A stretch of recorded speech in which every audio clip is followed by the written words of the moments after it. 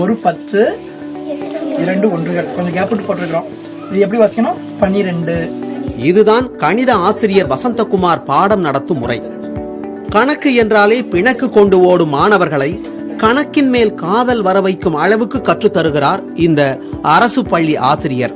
100 கூட எதை கூட்டினா 106 வரும்? 6 கூட்டணும்.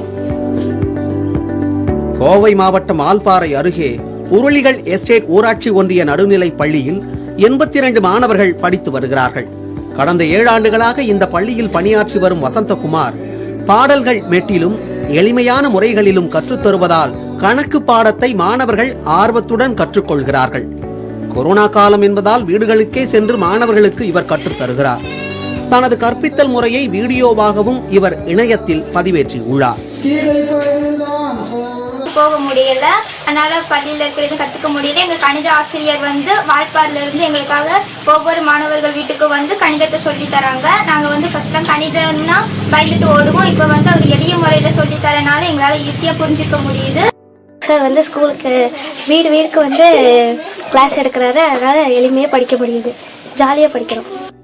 பெருக்கல் சொல்லி கொடுத்தாங்க, அப்புறம் ஜப்பானிய பெருக்கல் சொல்லி கொடுத்தாங்க.